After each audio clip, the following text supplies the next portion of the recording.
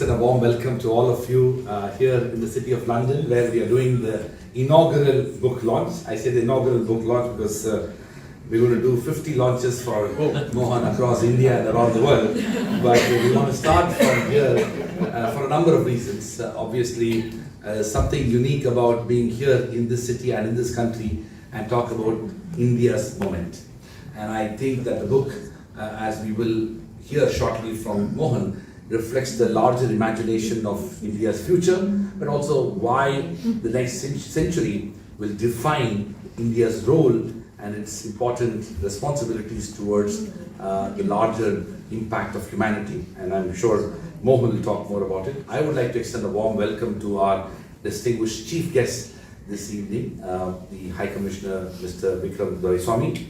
Thank you very much, Mr. Doraiswami, for accepting our invitation and also to be able to be here. I know the demands on your time is exceptional, and for you to have accepted this invitation at a relatively short notice speaks volumes about not only your commitment and dedication to these issues, but also your long years of friendship with Ambassador Mohan Kumar. So thank you so much. I also want to thank Lord Patel, who just a few hours ago we were together at the House of Lords when we launched an important report by QS, and I recognize the presence of Dr. Ashwin Fernandez here, who heads QS in India and in Middle East and North Africa. That report was a culmination of a summit that we had in Goa on Indian higher education, and Lord Patel, Amarjeet Singh, as well as Sabu, all of us came together along with several vice chancellors here in the UK to talk about the future of Indian higher education and the relationship that India and UK when it comes to universities hold. I also want to recognize the presence of the vice chancellor of University of Southampton. In fact, this event is a joint effort between University of Southampton, Professor Mark Smith, as well as the India Centre at the University of Southampton, Amarjeet Singh, as well as Professor Sabu head that India Centre. And it's also because of the fact that we've had a long-standing relationship with the University of Southampton. It's only appropriate that we do this event here in collaboration with one of our partners. I also want to recognize the presence of a number of university partners who are here. As some of you know, our university was founded 15 years ago.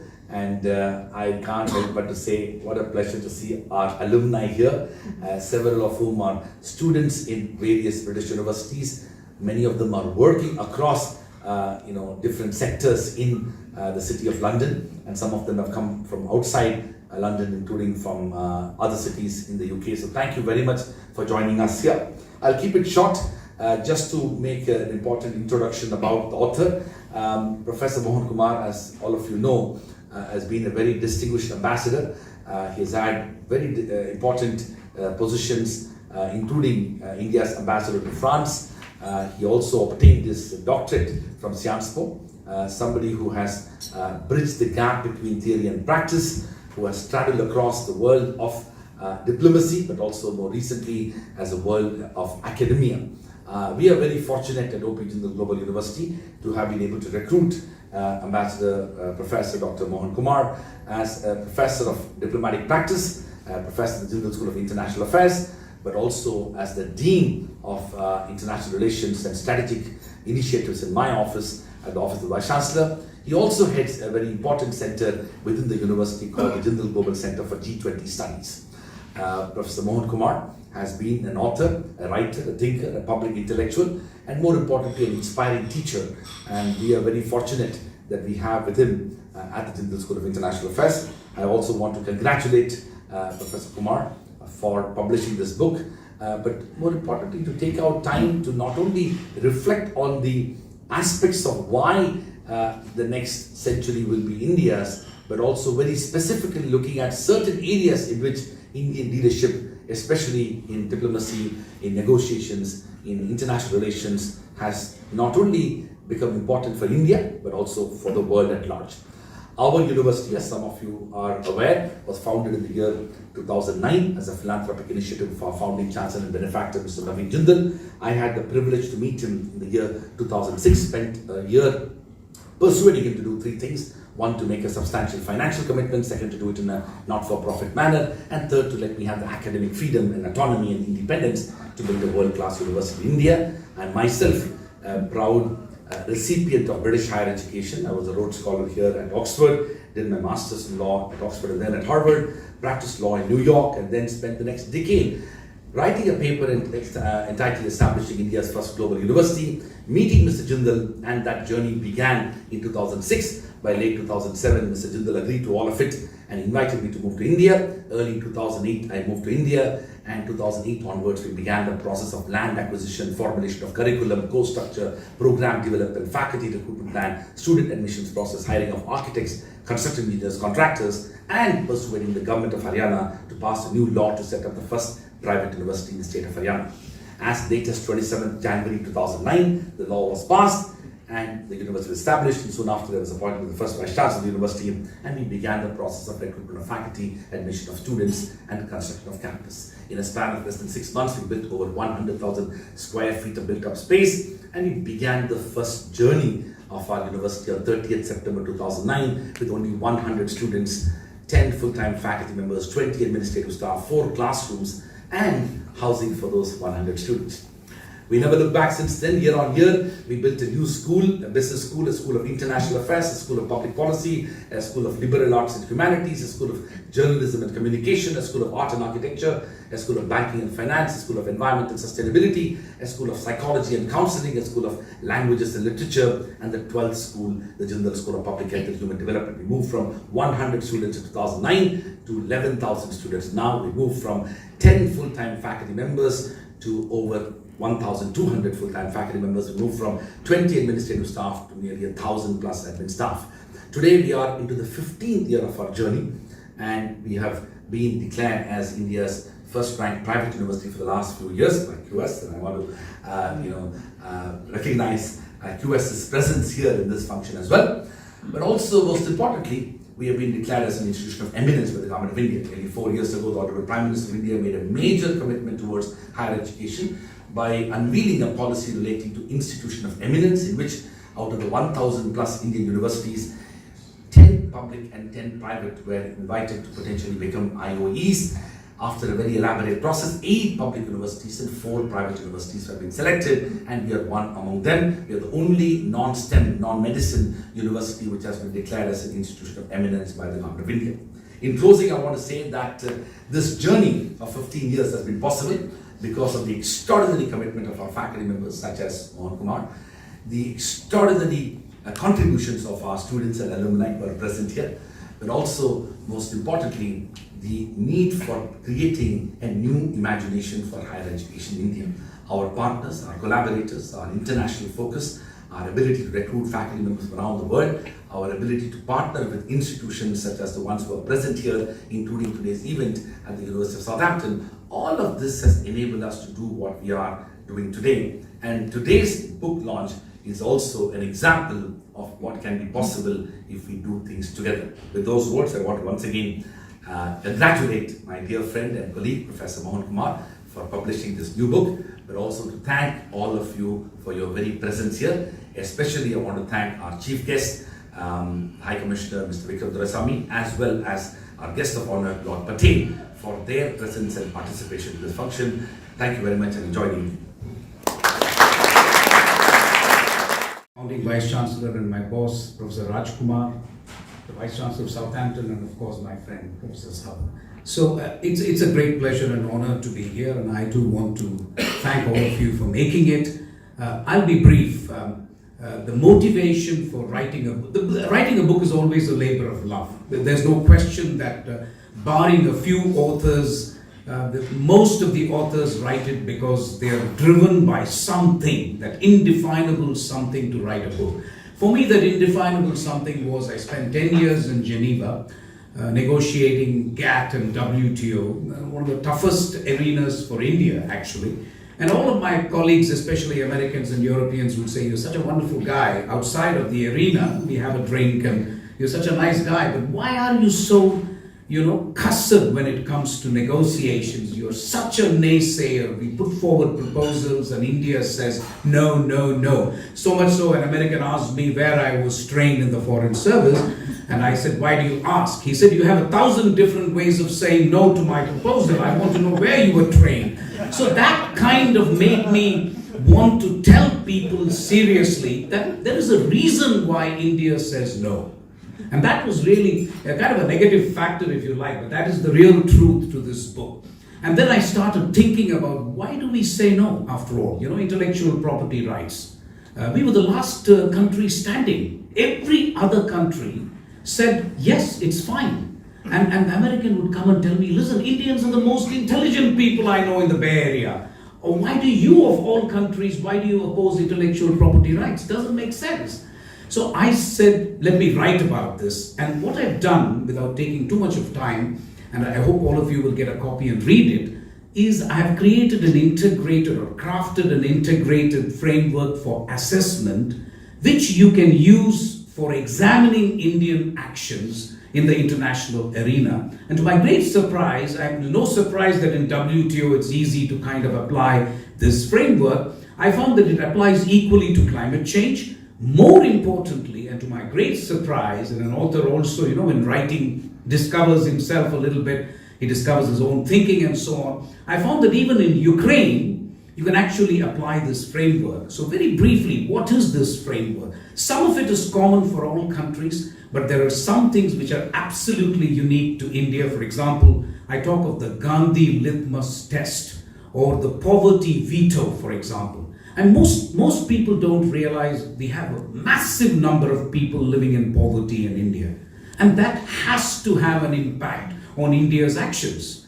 Whether it is buying Russian oil in the context of the war in Ukraine, whether it is opposing intellectual property rights tooth and nail in the WTO, because we simply don't have a social safety net for these 500 million people, or climate change opposing to a phase out of coal rather than a phase down of coal. It's not quibbling. It's much more than that. You're worried about the poor people in India, and I call it the poverty veto, and I make the point that we should be able to bring this number. I assess that this number is 500 million. You know, assessing property numbers in India is also not easy. It's very, very complicated. But the Pradhan Mantri Garib Kalyan Yojana already says there are 800 million people who receive subsidized 1 kilo of lentils and 5 kilos of food grains. I haven't gone that far. I've used $3 per day, not extreme poverty, which is 1.9, and $3 also kind of fits in with the Mahatma Gandhi National Rural Employment Scheme. The salary or the money that is paid, daily wages, also roughly is $3. You end up with a number of 500 million. So the central contention of this book is that India is well on its way to becoming a leading power from a balancing power or a swing power.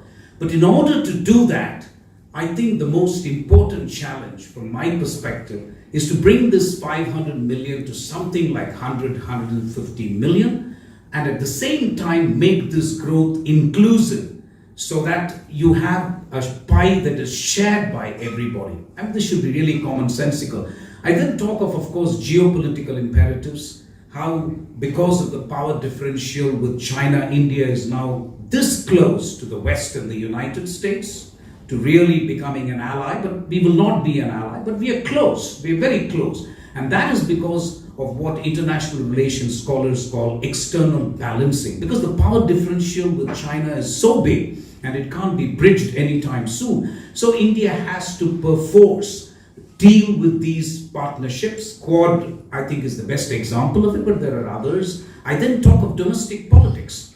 How domestic politics played a crucial role in the WTO negotiations. Climate change as well.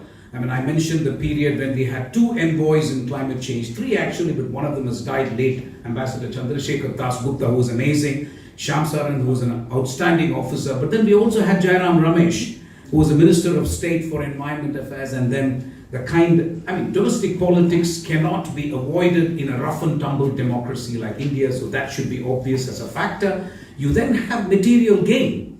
One of the things that one of the surprising conclusions that I came to, because I've looked at all the statements that we made, beginning with America's intervention in Vietnam, right up to Russia's invasion of Ukraine. I find that India has actually adopted realpolitik.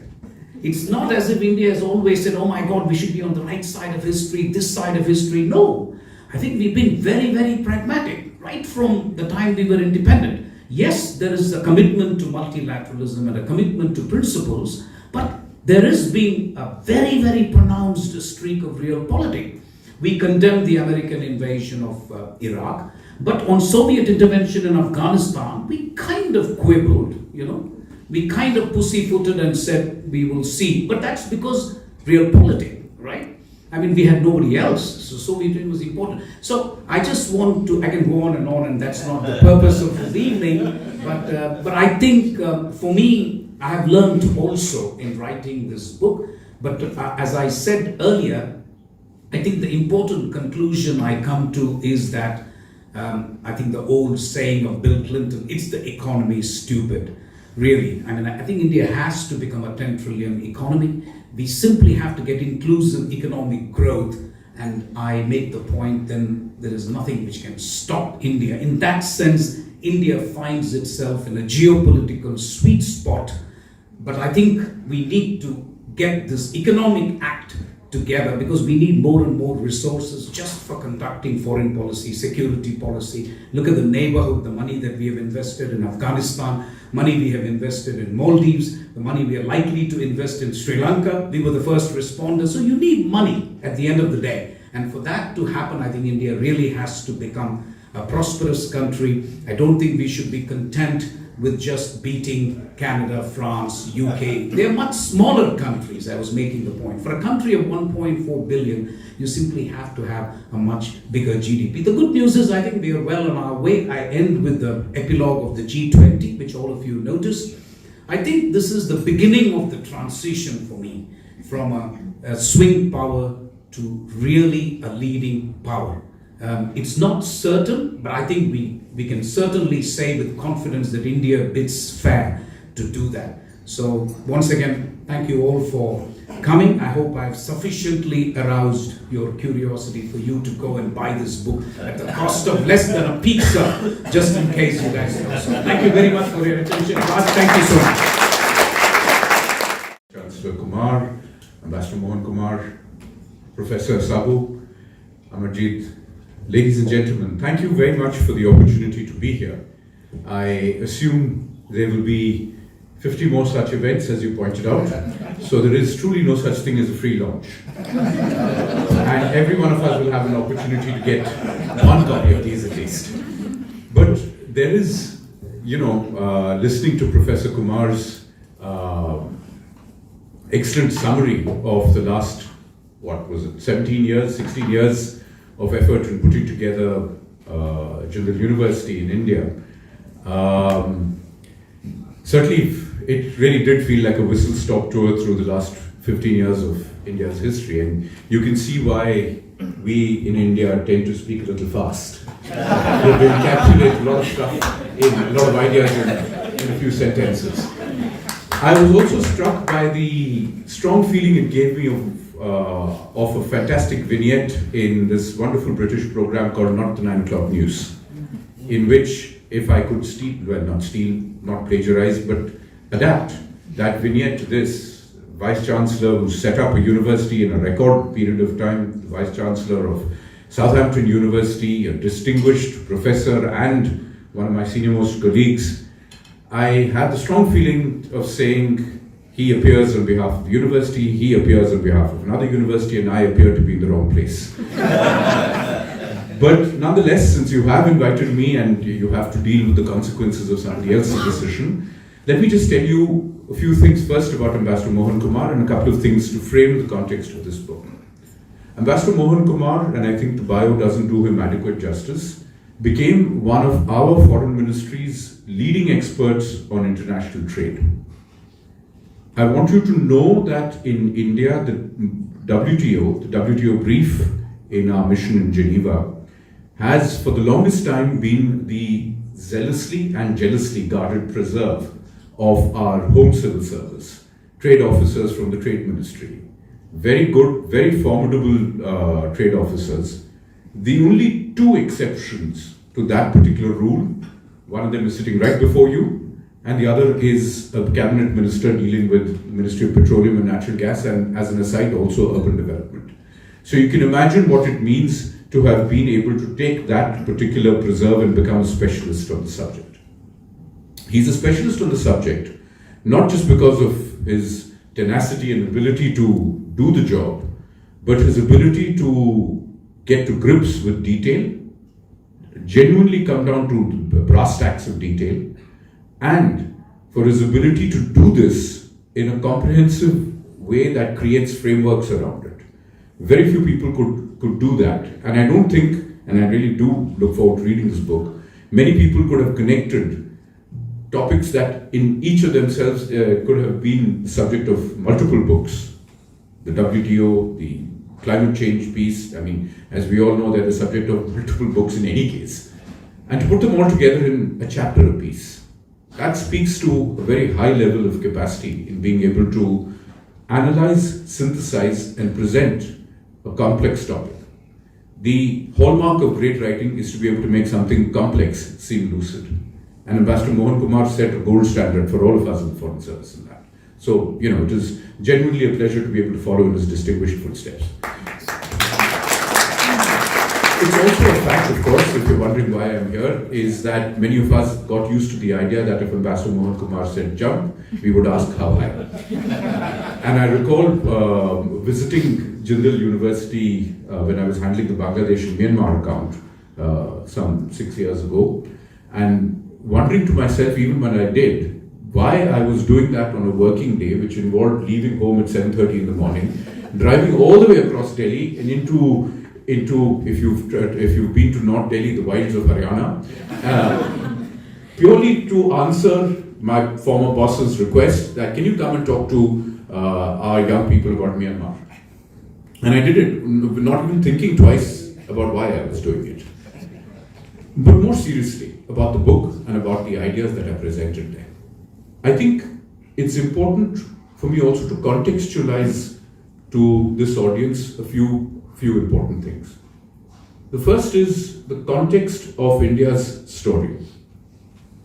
I want you to recall that in 1947, at the moment of India's independence, 90% of India's population of 360 odd million lived below the poverty line. The average the average lifespan of Indians was between 28 to 31 years. Less for any unfortunate enough to be found on either side of what became the partition lines. The average percentage of Indians who had access to education was under 16%. No democracy on the planet has been established or survived in less propitious conditions. No democracy, including in the West, has started completely with such an unequal society. And no democracy has had so much diversity to include together. From there to this point, where India has essentially taken more than half of its population out of the poverty line. If you go by the UNDP definition, it's of course a much larger number, but I think Ambassador Mohan Kumar makes a fair point. Poverty isn't just in numbers, it is in the sense of poverty also. No system would have been able to conscionably take forward a development enterprise that would have left behind hundreds of millions of its citizens in taking forward growth strategies that would essentially have been the equivalent of lifting a handkerchief up by the top corner, rather than to try and at least establish an effort to lift up more of the handkerchief at the same time. Our challenge, therefore, has been to make progress, to find ways in which we leverage international partnerships for growth, but at the same time to preserve the space for the complexities of dealing with a country where multiple millions of people live in multiple centuries at the same time. The same Indians who can live and integrate and engage with the global economy in a 21st century framework must also contend with the fact that just outside their doorstep there are people who live 19th century lives.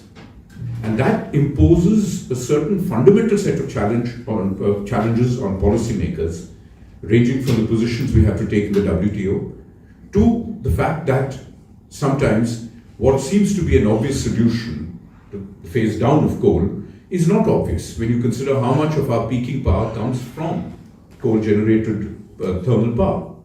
Now, it sounds great, but how do you phase out coal when it essentially means that the effort to give 100% of India access to electricity is dependent still on a significant chunk of coal-based power generation? There is currently no economically viable solution that is an alternative to that. What does that mean in policy terms? As Ambassador Kumar suggested, it means that we have to take decisions based on a non-ideological and a maximally pluralistic basis that supports the national interests of India. But here I want to present to you a slightly different picture. Which nation doesn't do that? Which nation's foreign policy is based truly on morality and the desire to do good according to the UN Charter? Let me rephrase that question. There is a desire to do this in places that are of minimum importance to you. In other words, your propensity to promote an ideology and values-based foreign policy are inversely proportional to its distance from you or to its weight on your foreign policy priorities. So you might wind up being strongly in favor of an absolutely no-holds-barred policy towards a certain country in Southeast Asia, which is run by army generals and has generally been run by army generals for most of its existence. But you are surprisingly curiously less keen to do so when it comes to a certain South Asian country that has predominantly been driven by army generals. Why would this be so? Because of national interest. Now, it is interesting that the general discourse somehow seems not to take that into account when it comes to other countries' national interests. And I'd suggest that reading this is a useful antidote, if not an anecdote, to the larger challenge that the world faces in making national interests, values, and principles all cohere in a manner in which we can all recognize that there is a certain benefit for all of us if we can agree on basic ground level rules that take into account the interests of everybody, poor and rich alike. I look forward to reading this book and to joining all of you in being able to have a robust debate about how the world progresses while we all look after national interests and at the same time offer the maximum opportunities to those who need it most. Thank you very much. Your Excellency, Professor Raj Kumar, Professor Mohan, Ambassador Mark, and my friend Sabu, how do you follow that? So I don't intend following the geopolitical experience you all have. I think firstly, a big thank you for allowing me to say a few words about Ambassador Mohan's book. And maybe secondly, just make a couple of observations, some have already been made, about India's growing stature on the world stage. And finally, just reiterate that I think the relationship between higher education, the role higher education plays between the UK and India is crucially important. Now, unfortunately, or maybe fortunately for you all, I had a very long speech, but most of it was about the Cricket World Cup. That has been cut out, assuming no Australian universities here. But look, on a serious note, we should congratulate India for putting on a phenomenal World Cup. It was exciting, all the games were there, and the Indian team did really well. We just fell at the last hurdle to the Australians, as we always do, but never mind. I think it's widely accepted that modern India's position on the world stage has become increasingly impactful in shaping and positively informing and influencing nations across the globe. India's focus today is on enhancing its capabilities in all sectors and spheres, while seeking to achieve its aspirations both domestically and on the world stage. I really feel reassured to see Ambassador Kumar's timely demand of the strategies that India can augment to make this complex and uncertain world a better place for future generations. I think, you know, you capturing that is, looking back at history is always helpful in looking to the future. India's growing stature on the world stage, including the successful G20 presidency. We've got India, the largest democracy, hub of innovation, one of the fastest growing major economies today, the most populous nation in the world, and one of the youngest. And I think Professor Raj Kumar said earlier, it's a huge benefit to have that young generation, but it also brings its complexities, and if we don't make the right decisions, it could almost be a disaster.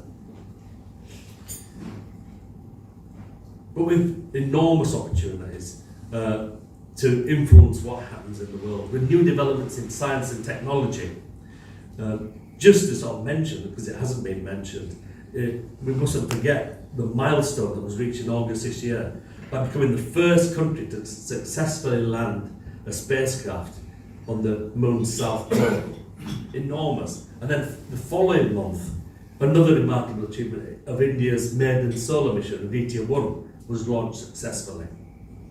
In doing so, India is making significant contributions to the world's scientific knowledge, technological innovation, and space discovery program. And I think I steal another phrase from you, Raj, that it costs $90 million to get this, or 70 million on the other side, 75.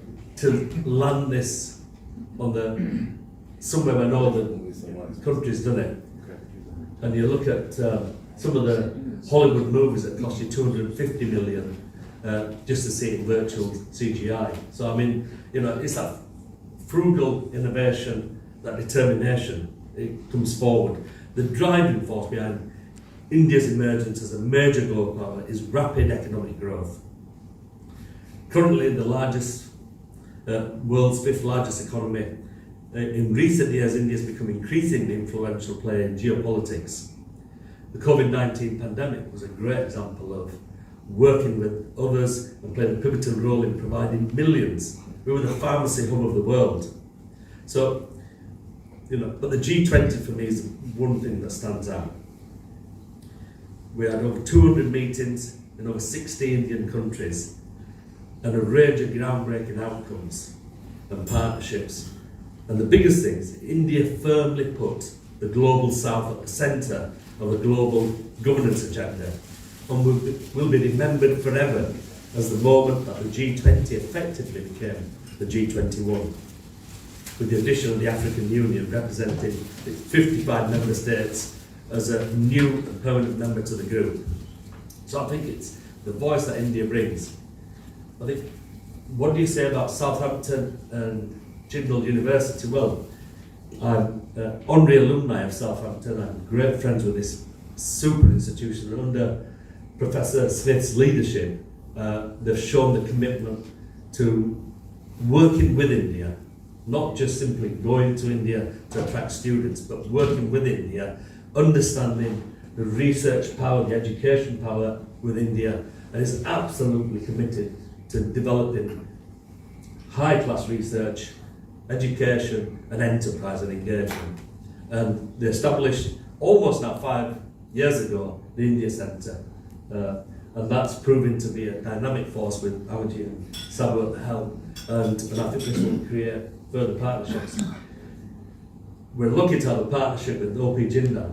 I'm not sure what to say about the Jindal University, except I think when Professor Raj was talking, I thought about what the Bible says, that God created the heaven and earth in 7 days. I think if it was left to Professor Raj Kumar, what phenomenal institution. What you've done in such a short space of time is incredible. And I think Southampton are very proud to be associated with you, and we want to work together. And I think with more opportunities, UK and Indian universities work together, because industry is important, science is important, G20 is important, but we need, and for India to move forward, we need that education base. We need that higher education, we need the freedom to speak, we need skills-based education. And you've set the tone for it, and I think, you know, Professor Smith from Southampton set the tone for it. And I look forward to working with all of you. And we're so lucky to have His Excellency here. I think a dynamic High Commissioner. I've worked with all the previous High Commissioners in my roles in the Commonwealth and Exchequer, but I think, and I don't want to say this in a negative, you seem young, energetic, and a can-do attitude, and I think The doctor says I'll outgrow that. so. Look, thank you very much. Apologies for the throw, but lovely to see it. And we mustn't forget. I'm just going to make one comment. So I've got friends from all over who've joined us today. We mustn't forget the India diaspora here who still contribute not only to this country, but the most successful diaspora in the world. I mean, we came here in the 50s and 60s as bus drivers, road sweepers, and now we're in the legislature making laws in a short space of time. We also have many of Indian diaspora contributing to India. So there's a young man there called Patel who has spent his life building a famous pharmacy chain here.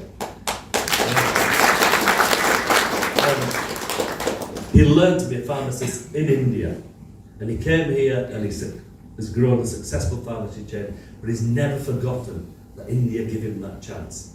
And he set up a foundation called the Aware Foundation. The Aware Foundation in the last 5 years has helped 20,000 of the most vulnerable children in India to provide them with an education throughout their lives. We were finding children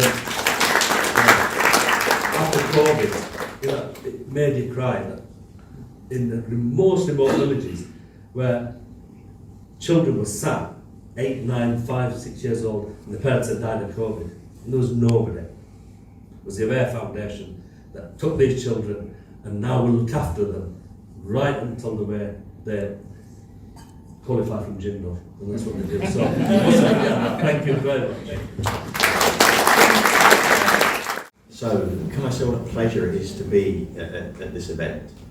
And it's a pleasure for a whole range of reasons. I'm slightly nervous actually. The reason I'm slightly nervous is I've heard these gentlemen speak before, and I think getting the last show after them always is a bit intimidating. But nevertheless, it is a huge privilege to be here, both with colleagues from Jindal, but also at the book launch. So, High Commissioner, Vice Chancellor, former Ambassador Mohan, it's a huge pleasure. So I want to say 3 or 4 things. First of all, congratulations on the book. Because I think it's really, I wouldn't say incumbent, but someone who's had such a distinguished career, to actually put what you've learned from that career down on the page is not an easy thing to do, but it's something I think is important to do so there's a record of what you've learned. I've already scribbled one thing down tonight, mentally, which is I only know 50 ways to say no, so I've still got another 950 of them to learn. So I'll look at your book and see what that says.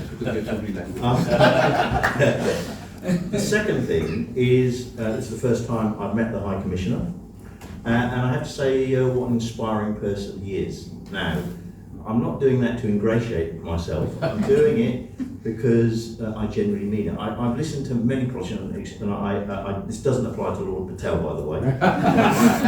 And someone who speaks so clearly and is actually straightforward, in the sense that it's obvious to most people that most countries' foreign policies have to be based on informed self-interest. It's probably the first time I've heard an ambassador actually say that, but it has to be true. I don't know how they don't believe that the public know that, but it was really inspiring to hear you say that, sir. And I think it's absolutely clear that with people of that quality leading their ambassadorial service, India is in absolutely fantastic shape.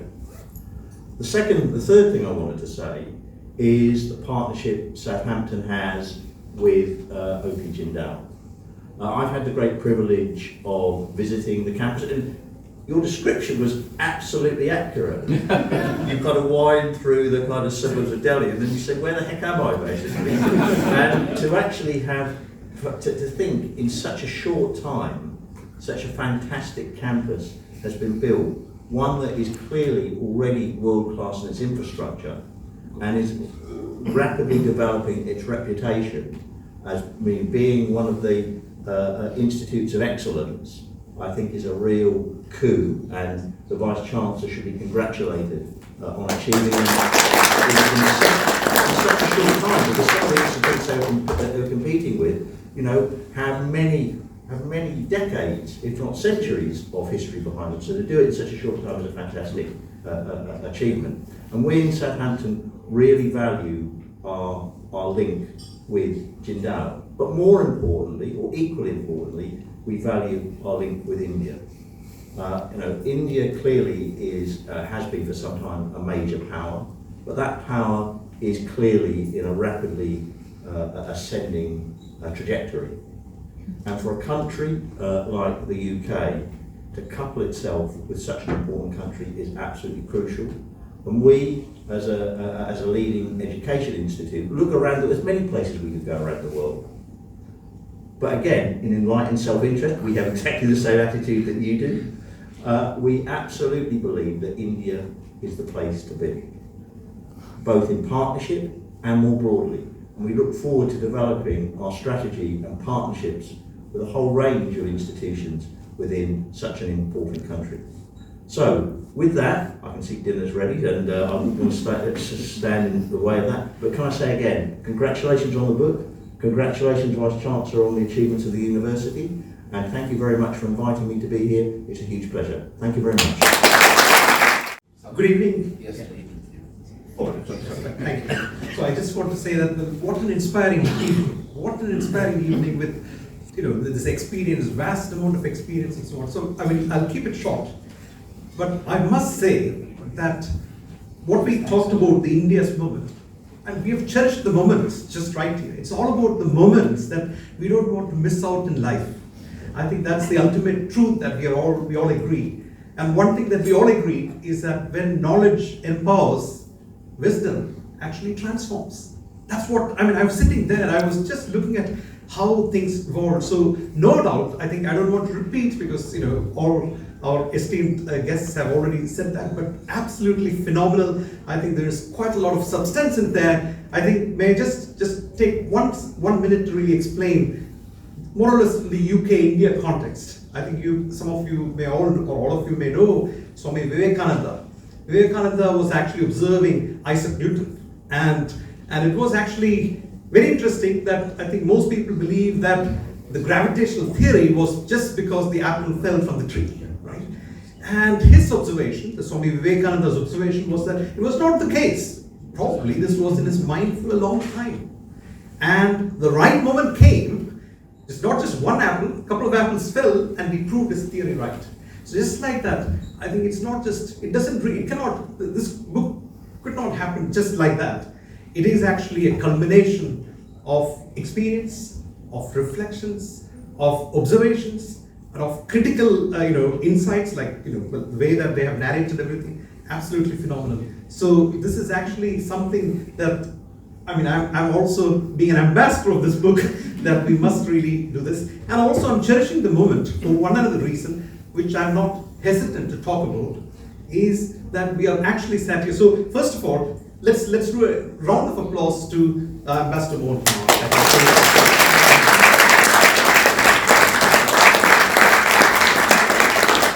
the second and most important thing, again, I don't want to really exaggerate, but the reality is that over the last 12 months to or probably about 15 months, ever since I've met His Excellency, the High Commissioner, I think, we have been praising, but it's not just about praise. We have been observing his journey throughout, from Bangladesh, where he was representing India in Bangladesh, and to the UK. I think that journey, when he came in, he faced lots of challenges, but the way in which everything was handled, I think Professor Smith actually summarized it very well, because it doesn't really happen for everyone. I have had the opportunity and privilege to work with several Indian High Commissioners, but the way in which he managed some of the complex challenges, I think while he is in post here, I think that has been phenomenal. And it cannot just simply happen, because I think it needs that wider knowledge and wisdom and courage. I think that's what, that's. Sabu, I'll leave now. No, but without any Before you exaggeration. bring me But before you praise. let's give another round of applause to this great Indian High Commissioner. He's actually representing India at this very unique moment. You know. And the other, well, quick reflection is that, well, of course, I mean, I don't want to embarrass again Dr. Patel ji. I think he has been really absolutely a mentor to many of us. He helped us with the University India Center. I think since its formation, he has played a pivotal role in actually supporting us, leading us, because we all need mentors, we all need light and that wisdom, and that he brought in. So, and also I think, being one of the guests of honors here is very, very, very, timely and another moment that we will cherish. And finally, to our, Vice Chancellor of Jindal University, Professor Raj Kumar, has been working very, very closely with us. Again, you've seen that, when we talk about artificial intelligence and machine learning, we have seen a machine learning today. I mean, so he's so, I think, passionate. Everything comes with passion, and that's what we have demonstrated. And finally, so a big round of applause to and finally, I must thank that. Well, again, it's all about gratitude. It's all about kindness, and it's all about that dedication. I must say that, well, at the university, both my colleague here who sat here, Mr. Amarjit Singh, who is the CEO of India Business Group, and myself had really, had cherished certain moments with our esteemed Vice Chancellor, Professor Marty Smith, who has been an ardent supporter. I think in 5 years' time, we have seen that how India has actually, India has become, there is a little India in Southampton. So I would very much welcome all of you to come to Southampton to experience that moment. And finally, let me conclude with a serious leave.